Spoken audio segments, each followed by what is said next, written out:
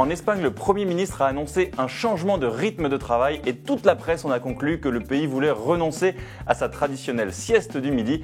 Mais vous allez voir, c'est un peu plus compliqué que ça.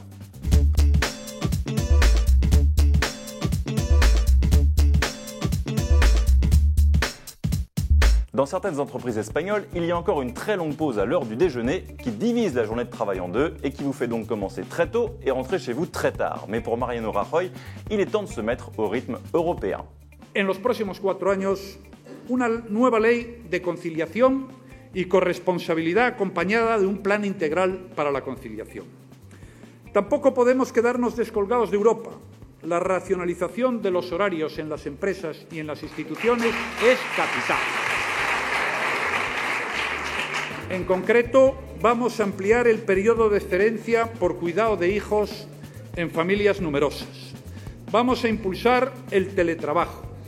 Vamos a consensuar un acuerdo para lograr una jornada laboral que con carácter general finalice a las 18 horas, todos los días. Et là, vous allez voir, c'est impressionnant. Rajoy voulait donc généraliser la fin de la journée de travail à 18h et toute la presse a titré « L'Espagne veut en finir avec la sieste ». En France, aux États-Unis sur le Washington Post, sur ABC News qui a même dégainé une siesta alerte, et même le Time en parle avec en photo des fêtards qui décuvent sur un banc, des fêtards que l'on retrouve aussi sur The Independent, The New York Post et la BBC. Il faut y réfléchir à 2 fois avant de pioncer sur un banc public, on pourrait donner une sacrée mauvaise image de notre pays. La presse espagnole, par exemple dans El Español ou dans El País, a même dénoncé ce traitement médiatique un peu rapide.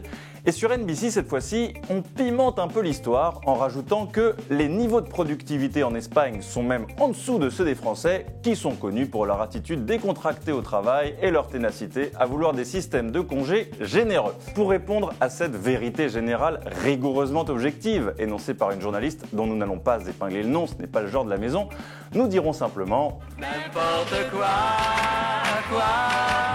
tu dis n'importe quoi.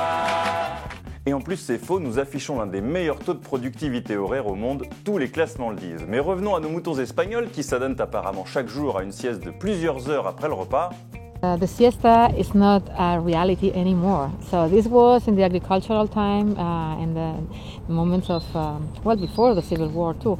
And maybe also right in the villages of agricultural people, but not in the cities and not for sure in Barcelona or Madrid where nobody is going back home to have lunch.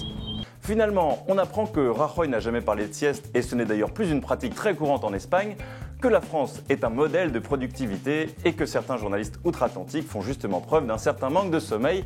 Quant à moi, je vais reprendre mon attitude décontractée pour aller demander des vacances à mon patron.